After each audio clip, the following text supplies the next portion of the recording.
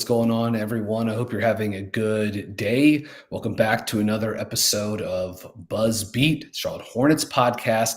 This is Brian Geisinger. Today, I will be joined by my co-host Darian. Richie Randall is producing on the ones and twos, having a sick game here, but we appreciate the hustle. Nonetheless, it's been a few weeks since we last talked to you guys. I think dating back to the Grant Williams emergency injury podcast, which emergency felt about right at the time, and since then it has it's really has just sort of like intensified the Hornets season. I don't know, not quite going fully off the rails here, but just it's been a little wobbly the last few weeks. The Hornets find themselves now at 17 and 19 on the season. The Hornets currently 26 in offense, 22nd in defensive rating, and 26 in net rating, according to Cleaning the Glass, at minus 6.8 points per 100 possessions. As far as the Eastern Conference standings, they're tied in the wins column with Toronto. And only Washington has fewer wins at 3-21. Again, the Hornets at 7-19. Before we get into that, wanted to wish Darian, you and your family, an early happy holidays here, and just how are you doing here? Happy holidays to you and yours as well. And I'm doing pretty good. I mean, one of these days we would have a Charlotte Hornets game to look forward to on Christmas. Maybe one of these days we'll have a Charlotte Hornets game to look forward to at all. But Yeah, I'm enjoying it. I'm enjoying it. Looking forward to the holiday. Um, Hopefully, maybe we can get a win somewhere between now and then. yeah. We shall see. Obviously, sort of like the biggest news of the day. Again, it really has not been a banner week for the Charlotte Hornets, who are making headlines in more ways than one. Just amazing when you do the Google search Hornets fan PS5 and the type of headlines that pop up. NBA team apologizes after pretending to give kid PS5, then taking it away. Charlotte Hornets is from NBC News. Charlotte Hornets apologized after taking back PlayStation 5 gifted to teen fan during game. Yes, I don't know what's on your Christmas list for this year, Darian, but PS5s apparently they're going fast in the Charlotte community here. So be mindful of that. But yeah, the Miller injury.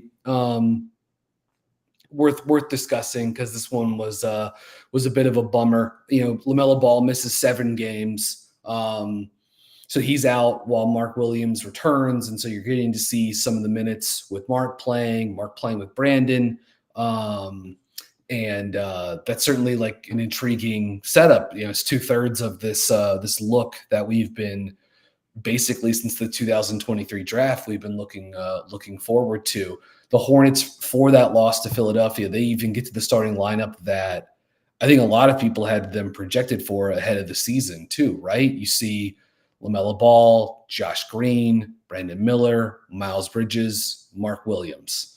LaMelo, Brandon Miller, Mark Williams play a total of 10 minutes together in that game before Miller injures his left ankle for a second time during the game and doesn't return.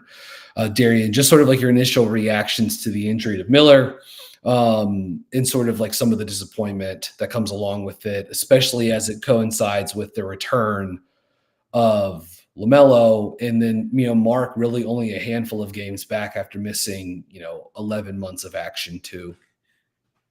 Yeah, I mean, I almost don't have any words for it, to be completely honest. I mean, this same thing I think happened last year when Lamelo got hurt in his last game he actually played. Was that his last game when he got hurt against the Orlando Magic? It was once again.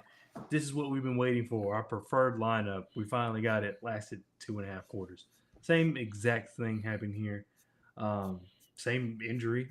I mean, to the ankle. I don't even know if it's the same ankle, but to the ankle, and it's hard. It's just really difficult when you think about the last 3 years of being, rooting for this franchise, hoping that we can just see what everybody looks like together because uh,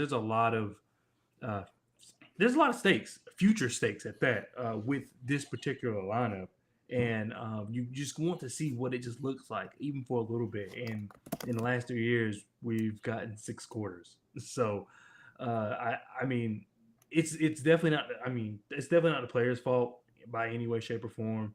But it is just frustrating that time after time, there's a new injury to talk about. Luckily, it seems like it's questionable, but uh, and I think we all know here, like this team, they're not trying to win. This is their Mhm. way of. I mean, some people didn't like it when I was saying tanking, which I said this about a month ago. So we'll just say let the cards fall where they may. That's what I've been kind of saying to get away from the tanking word. But that to me, that's what they're doing. So a questionable injury, he could come back because I think that there is some value where if he's healthy, he needs to play. It doesn't have to be the whole season. It doesn't have to be, you can figure that out later. But we have to see something this year because I think I could speak for a lot of fans that next year it's almost playoff or bust. The East has to be incredibly strong to accept another lost season. And I would accept that if they were to be close and just not make it or just be outclassed and fine. But we can't have this again going into next year. So you have to see something this year, especially considering Grant Williams has missed time. We're just now getting Mark Williams back, who I've said before is almost still a rookie, still hasn't played 82 games. There's just a lot. And I hate to put so much stakes into a team that has knew everything, but you're starting to pay people now, and I don't think we can allow it to just be like, oh, well, we're still rebuilding. It's like, no, you've already paid Miles, already paid LaMelo. The media every day is talking. Every time LaMelo scores over 20 points, the media is saying he needs to leave. Now, if he scores under 20, he's the worst player ever. He can't win, yada yada. But if he scores over 20, he's the best thing ever. We're holding him back. Mhm. So it's just it. I hate to really make it seem like it's urgent, but it's urgent that we just see what these guys look like on the court. That's Yeah, kind of just where I'm at with it. yeah, it's a bummer because obviously Brandon was having a really strong season. Not Mm-hmm. perfect, but a strong season. 21 and a half points per game, taking 11 threes per game. It's crazy. 35% on those threes, 90% from the line. 3.5 assists. Still not really getting to the rim much. And that's again continues to sort of like be an area of concern with him, but having a really nice season. I thought he had played pretty well in absence of LaMelo. In the 7 games that LaMelo missed, Brandon Miller, 36 and a half minutes per game, over 26 minutes per game, 3 assists, 4.5 free throw attempts per game. I think that's a notable number. So as an indicator that Brandon, obviously the usage going up, but also him, being aggressive on the drives. One of the games during that stretch, I think it was the second to last game, is the win in Indiana against the Pacers. That was the game that I sort of circled. Hornets had lost a lot in a row. I can't remember how many games they lost in a row coming into that game. It was several. Um, Brandon's, as they're having to sort of like toggle the lineups around, Brandon's even having to play some four, during some of these games. Um, but that game was big for me because I know the Pacers aren't a good defensive team. I know Tyrese Halliburton is a very poor defender. But down the stretch, with how the Hornets were able to use Miller in pick and roll, Mm-hmm. as a ball handler or as a screener to get to go after Tyrese Halliburton, that was, again, you want to stop short of like sort of like apex creator stuff, but like because I'm not sure that's ever in the cards for Brandon, though I think very highly of him as like a wing scorer and a guy who has some like creation to his game. But him down the stretch, 2 buckets, in the final 2 minutes, including I think, or 2.5 minutes, including the one dunk he had where he split the hedge and got downhill, and then another time he scores against Halliburton on the switch. That to me was intriguing and sort of like jumped off the screen a little bit in terms of like Miller not just playing off the catch, Miller being, in attack mode and helping close out a good team on the road.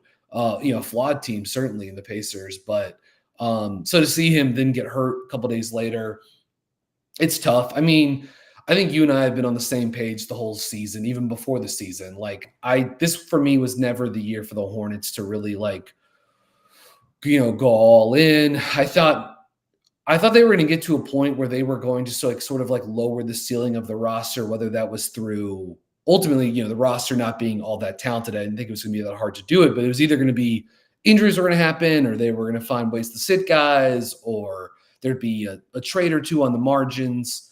And then that was going to be the sort of thing that like got them enough where they were safely in the lottery. Maybe not top four like odds or whatever. It's pretty hard. That can be a pretty hard thing to crack into, although they're sort of like knocking on the door there, which is a little crazy. But just like a number that I want to pull up is the number 163. That is the total, but combined minutes, including last season and this season, that LaMelo Ball, Brandon Miller, and Mark Williams have played together. These are the three most important guys in the franchise, I think, by significant portions. Miller and Mark are still on their rookie contracts. LaMelo in year one of his, max rookie extension. But these are the guys. This is who they're building the boat up for right now. And for 153 minutes, and because all of those guys have missed time. I mean, Miller's been the most steady for sure, but he missed time at the start of this year. I know Mark was out then, and now he goes down again too. And it just stinks. Like it just all we want to do is watch these guys play together. It's like I'm asking for much. I'm into. I think if you cover the Hornets, like you get into the process over the results, right? Because like that's what you're having. The team is not good enough to constantly be thinking about wins and losses in a vacuum. You have to sort of be thinking about things in a larger, more macro sense. But like on a night-to-night basis, like you want to hear Eric Collins, Del Curry having a good time, and you want to see the young guys play together, And so it stinks for Brandon. I wish him a speedy recovery, but certainly one that you want him to take his time on too. And unfortunately, if he's out for a period of time, the product will obviously suffer. He's not someone they have that can be replaced. You know what I mean? Certainly. And obviously so much creation is already on LaMelo's plate.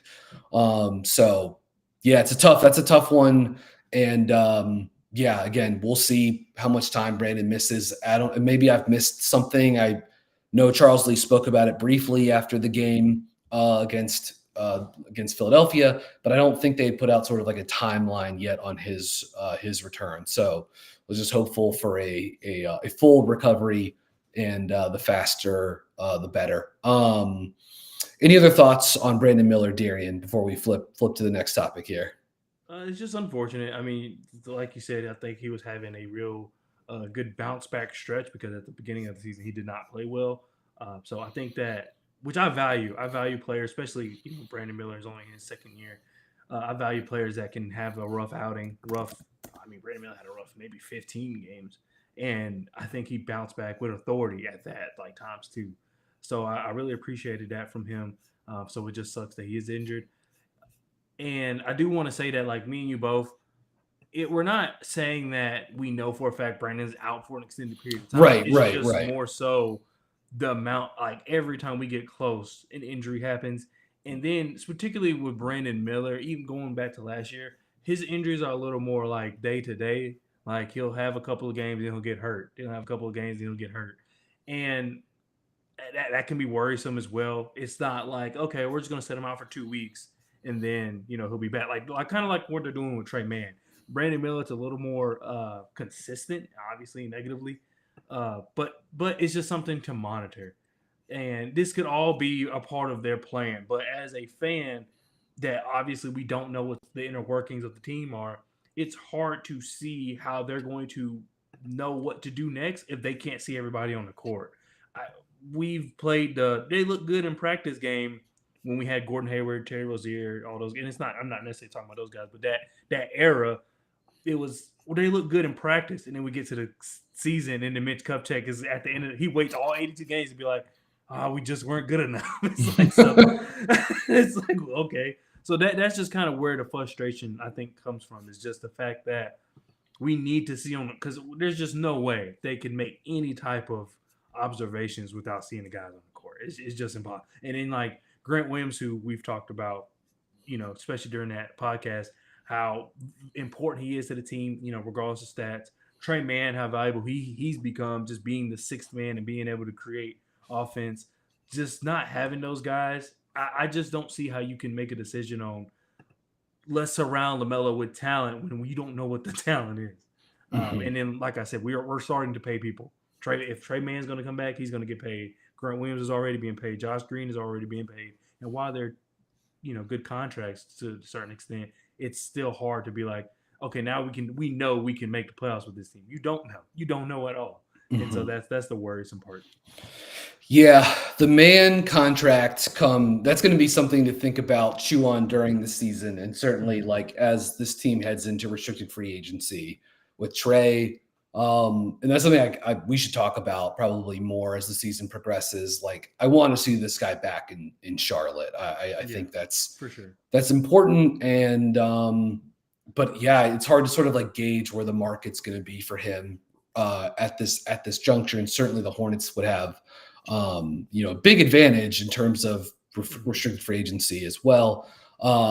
They have the hammer there because they can match any offer, but I'd be curious to see if Charlotte tries to just sign him up, or if they say, Trey, test the market and we'll let's see what you get, and then come back, and then maybe we'll match or something like that. But those conversations are for a later date and time. I'd like to talk a little bit more about the return of Mark Williams. During the last episode, we talked a lot about what became, no surprise, the season-ending injury to Grant Williams, and why that was such a bummer, why it was a crucial blow to the rotation for Charles Lee, everything the Hornets are trying to do on both sides of the court. And at the time, the front court depth of the Hornets was like really limited. I mean, we were considering like what levers can Charlotte pull to even just like paper over some minutes here as they were going to get ready to go to battle with, Taj Gibson and Moussa Diabate basically as their two centers, and a limited rotation in the four spot too. But around that same time, or just before the injury to Grant, you had the news that Mark Williams and Nick Richards had just returned to, I guess, like contact sort of like action with the Swarm.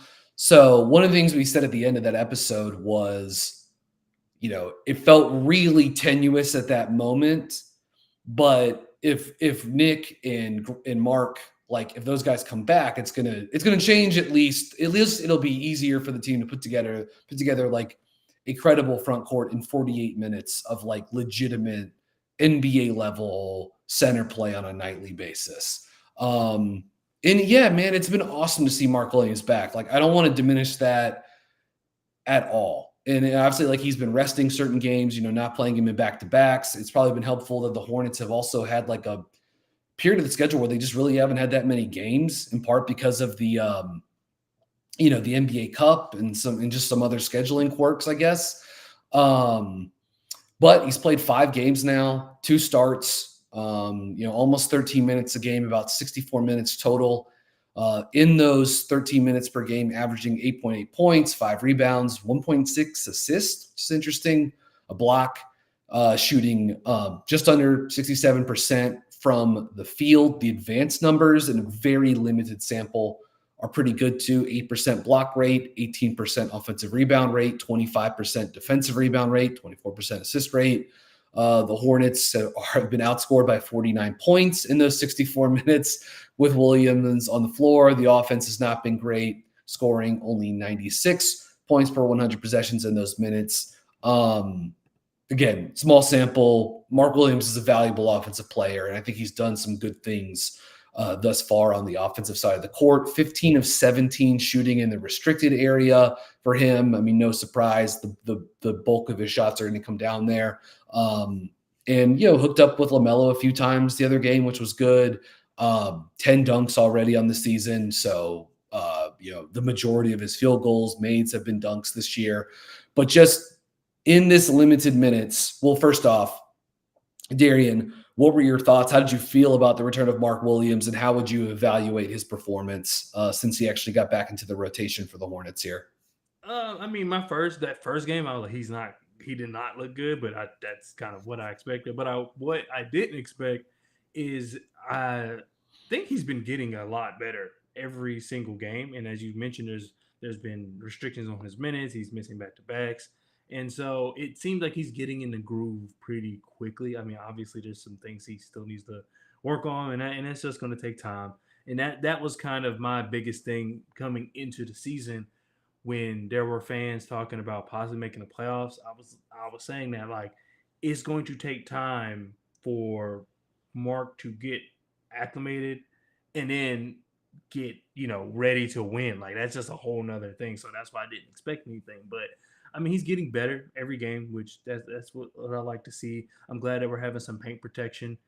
Because before it was just Nick Richards, and then if you look after that, it was nobody. Um, so it's good to get that. I think he had 3 blocks last game. He looks a little nimble, which is I think that's good as well for a 7 footer with a back and foot injury. I think that I'm liking what I see physically, and that's really just the first probably 20 or so games is what I'm going to be looking at from him. Is just how does he look on the court. I'm not really worried about what points he puts up. I'm not really worried about his stats at all. I just want to make sure that he looks healthy, and for the most part, I mean he's looking like he's getting his legs underneath him, every single game. And that's really all I can ask for at this point. It's not like we're playing for anything. So the biggest thing I just want to see is just him being comfortable on the floor. And I think that, you know, we should use Diabate a little more. You do have 2 centers coming back from injury. I know Nick Richards probably wasn't as severe as Mark, of course, but uh, I think that would help a lot. Is using Diabate, because I think that what's happening so far is that particularly Mark, maybe not Nick, but particularly Mark, he's getting some minutes against aggressive centers, and I don't think that's kind of what I want to do. So that's why I think Diabate should be getting some of these minutes. Luckily, when we played the 76ers, Joel Embiid wasn't playing. I mean, not lucky for him, but lucky for us, because I did not want to see Mark in that situation. I almost would have preferred them to not play him at all. So that's just one thing I would want to watch, is that they pay attention to how these other teams are going against play, who's the opposing center, and kind of put Mark in a position to be, I say successful, but my plan of success for him, once again, is just for him to be healthy. So I think that's something they should use Diabate for, because I do not like Diabate has just basically gone non-existent, which it doesn't make any sense. He was Considering playing we do he was have playing so well early on right, it in just the doesn't make season any sense. too.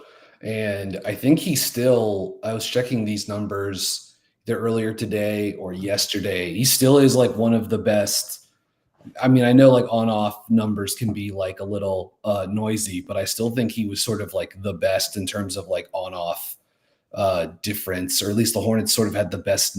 He had the sort of like the best individual, net rating on the floor this season. You don't want to put too much weight into that, but again, I think he was just like impacting winning. You know what I mean? Yeah, And was doing a lot of good stuff on the glass and defensively. But I get it. Like the priority is to play, Mark's here. You've got Richards back. Like I understand the hierarchy and stuff like that. But Musa does look like a find, and that's something I want to like keep that thought alive here. As far as like the usage for Williams has gone, you've seen him in the dunker spot a fair amount.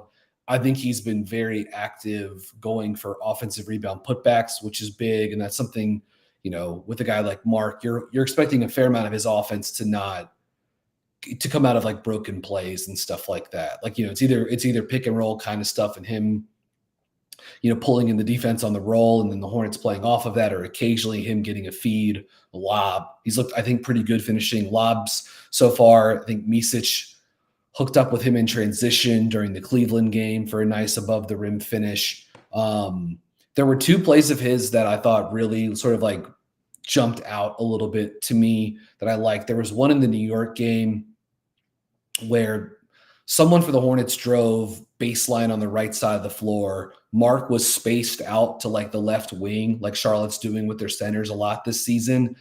And as the drive happened, he cut down the middle of the lane, snagged a pass, and then hit a hook shot over the top of Towns, like kind of like pretty fluidly on the move.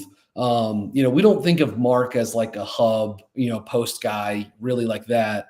But I've always, even going back to his time at Duke, it's the sort of like quick post up moves like that, with the little flashes of touch, are nice as sort of like a counter if a defense is able to sort of like is trying to ignore him, or is not like is in rotation, and what he can do in those sort of like spaces. That's interesting to me. Him being active in that like 5 slot or slot 5 role, whatever you want to call it, is interesting.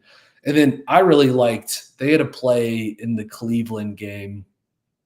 I mean, they were getting destroyed already, but they had a play in the Cleveland game where it was a horn set. Mark started at the right elbow, and Brandon Miller started in the left corner. And they ran some action to get Miller coming out of the corner. So he curled off of a down screen, and then he cut through the lane, and then Micic looped back up off of a down screen and into a dribble handoff with Mark Williams. And then that led to another lob finish, actually. And I think Mark actually got fouled on the lob, caught it, like with Jared Allen, like I guess kind of in the vicinity, if memory serves me correctly. So and then after he got knocked down, he bounced up off of it. So I thought Williams is done. There's been some flashes that I've really really enjoyed so far, and it's great to see him back out on the court. And looking forward to. I mean, now my focus shifts. Like when I put the Hornets on, I'm going to be looking for LaMelo, Mark Williams pick and roll. LaMelo, Mark Williams 2-man game. LaMelo, when he's able to break a defense down and get into the paint, is Mark Williams in the dunker spot, or is he on the wing? Where's he cutting from? Can LaMelo find him? Like, that's going to be where my eyes are going to be drawn to. So before we move on here, Darian, what will you be sort of like paying attention to mostly with Mark Williams over the next, couple of games here, a few weeks? I'm really just going to be looking at his defense, because that's, to me, what we truly need the most. We really need that. It's not as though our perimeter defense has gotten much better. So we're still allowing a lot of drives to the rim. So hopefully, Mark is seen as somewhat of a defensive anchor for this team, and that's kind of what we've been asking for the last 3 years from him. Is that when Mark does get to his peak, I guess we could say that he is the anchor for our defense, and that we should be able to funnel, attacks at the rim. But I don't know. I don't know how that's going to look. He is coming off an injury. I'm not expecting him to be at that defensive anchor spot yet. I am expecting, just like I said, gradual improvement is all I'm looking for. But I do need to see flashes, because, like I said, we need it. there's nowhere else it's going to come from. It has to come from him. And then, like I said, it's not like our perimeter has gotten better to where some of the laxes are allowed for Mark. It's no, we still need you to be that serious anchor. That's really, I just need flashes. Yeah, that's fair. I think I'm worried it's going to be so tough to evaluate the defense in the context of this current roster, but that it's still going to be, it's going to be something to keep an eye on, obviously, and study pretty heavily. But man, the context is like not, it's not great. Deontay White in the comments has a good shout out too, saying he's going to be looking at the discipline from LaMelo. And that's a good point. This is, as the season feels like a little wobbly, and we'll see sort of like what happens, what the diagnosis is for Miller.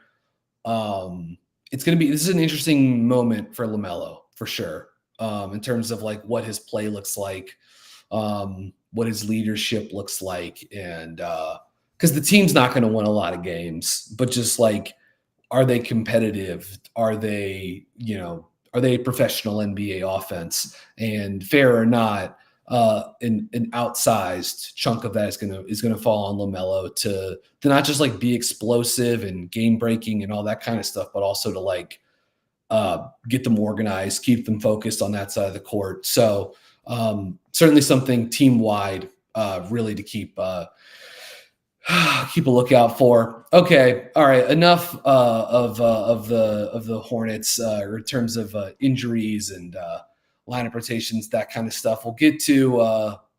I guess we'll try to end the podcast on a happier note here. But with the holidays coming up, Christmas right around the corner. I think I'm done with my shopping. Pretty sure. I think I am. So I'm feeling pretty good about that, which is good. But I'm not the biggest Christmas movie guy. I don't know about you, Darian. There's some that I like, but it's not like my like preferred like holiday genre movie, I guess Yeah. is what I would say. But Richie, ever the producer, he hit us with this a few days ago, which was he asked us to choose a character from a holiday movie whose qualities best resemble that of a current Charlotte Hornet. So, Darian, I'm going to turn the microphone over to you here. Do you have a movie, a character, and who is that Charlotte Hornet that it makes you think of? We're gonna go with some animation here, and I'm gonna go with Rudolph, the red-nosed reindeer. Everybody knows who Rudolph is, Yep. and who I compare him to is Lamelo, because that is the star. that Mhm. is that is the person you look at, and that I feel as though that is how Charles Lee coaches this team. That's how Jeff Peterson, I think, runs this team. Is Lamelo? You're the guy, and we are going to fail or succeed based on you. And that's kind of what how Santa looked at looked at Rudolph was, look, Rudolph, you're going to lead Dasher and Prancer, and you're going to lead all them, but we can only make it if you do your job. And that's just what it feels like with Lamelo. Now, I will say, I will prefer Rudolph's ensemble to ours, but they at least had his back in certain Dasher moments. Dasher was a good slasher. There's like no doubt. There's no doubt about that. Yeah. So it felt as though they had his back a little more. But yeah, that's just what I'm going to go with. Lamelo, obviously, we talk about it. He's the star of this team.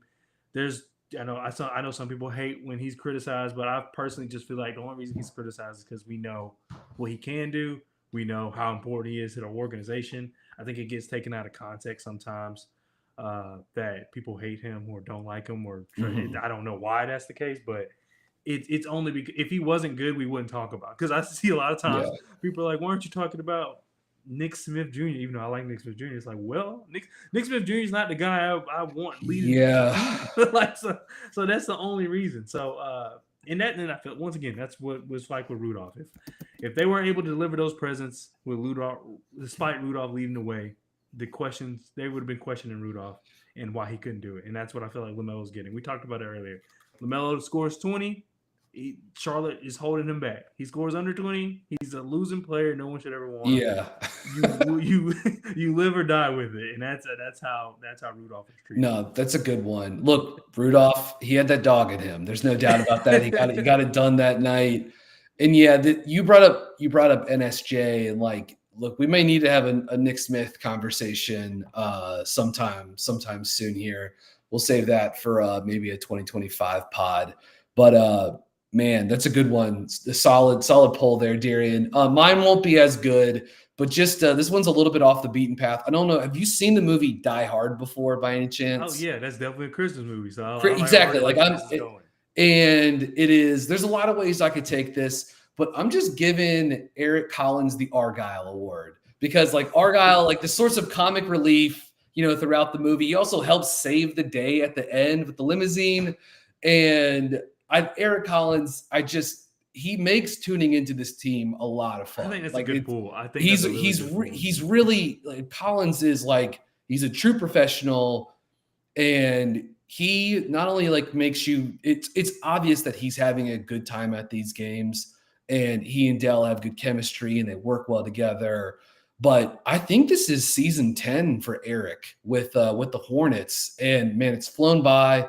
And he has continued to deliver a good product despite the team making the playoffs once in that stretch. So I just a salute to him. And Argyle, again, great character in that movie.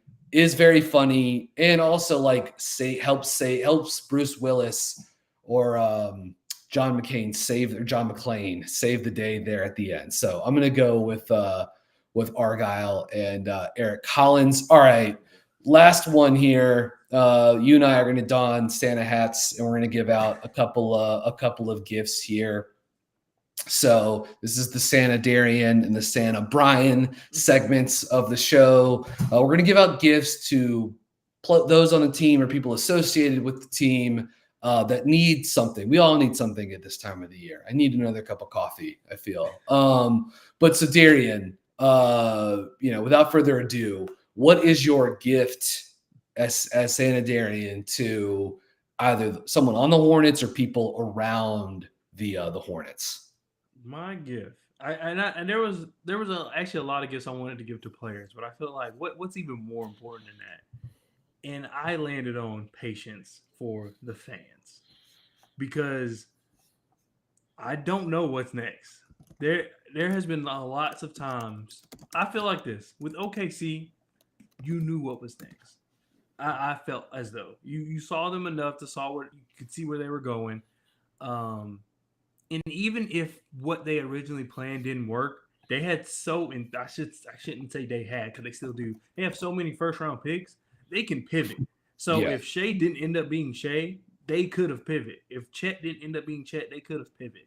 Here, I do not know what it's like. Now, granted, we're still they worked hard for the players they have on their team and the draft conversation that they have. So we're still in that early stage, and it does seem like we're trying to, for lack of a better word, bite that style.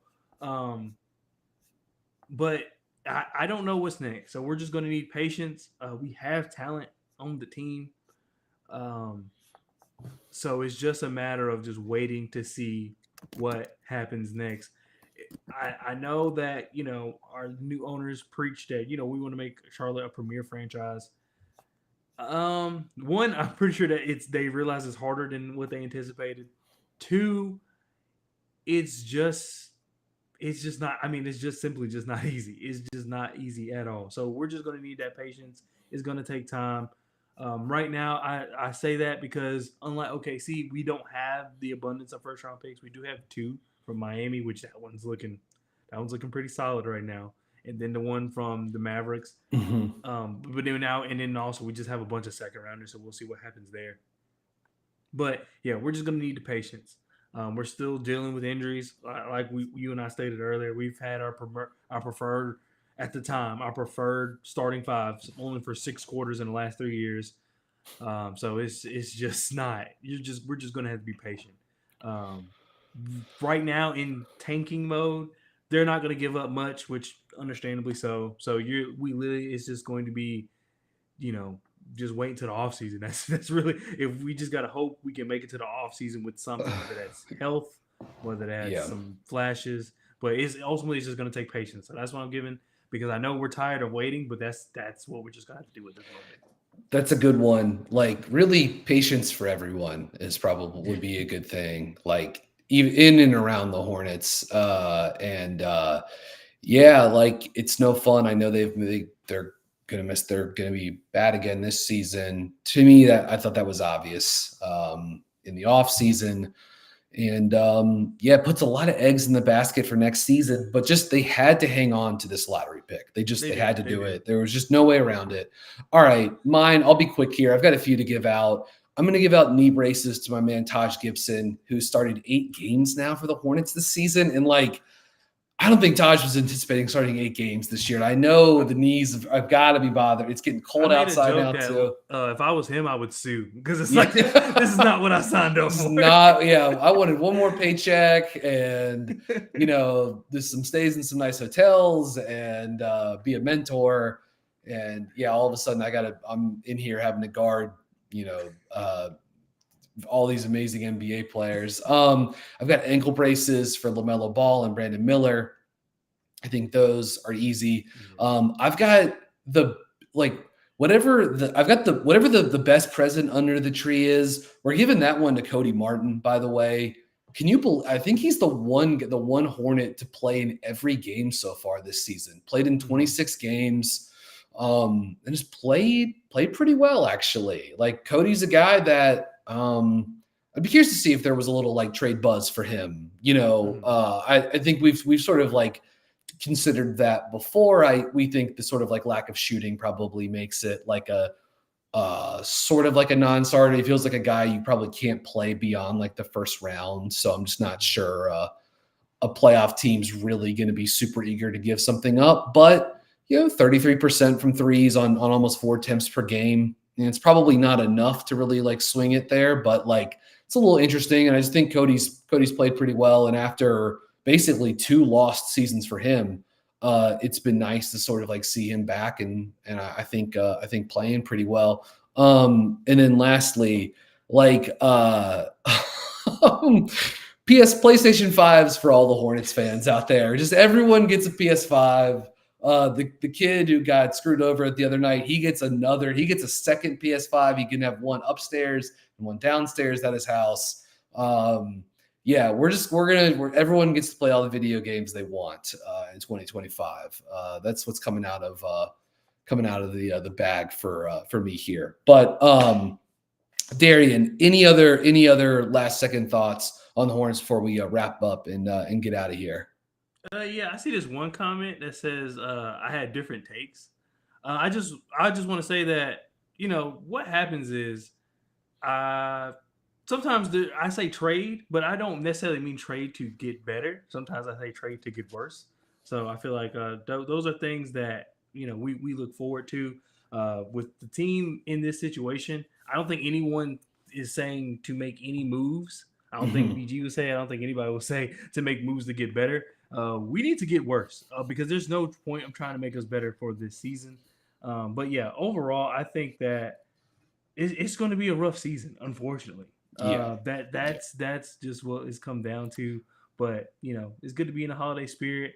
I will say because it's a serious thing. Don't let this team bum you guys out. Yeah. It's gonna be It fine. It's it's fine. it's gonna be It's fine. I fine. mean, Yeah. at the end of the day, it's basketball, but I Yeah. get it. Like I do get it. Trust me, I get it. I want them to be good just as much as anybody else. But it's I mean it's just where we are with this franchise. Mhm. A lot of Yeah. stuff out of hand. Luckily, we get to watch LaMelo ball. I think he looks really good. He looks really healthy. I think that's huge. So I mean that we get to walk away with something this season.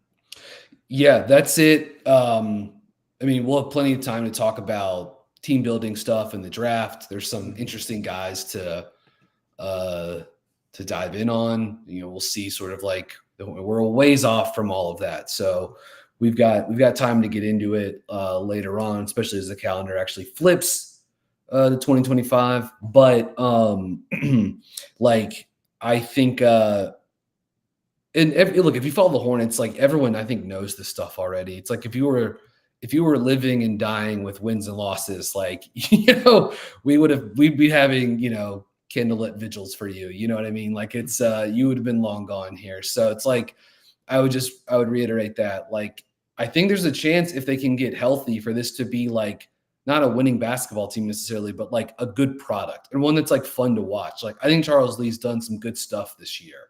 Yeah. Trey Mann is incredibly entertaining. Brandon Miller is a stud. Mark Williams, very fun young defensive center and lob catcher, and obviously Lamelo, just like his skill level and talent is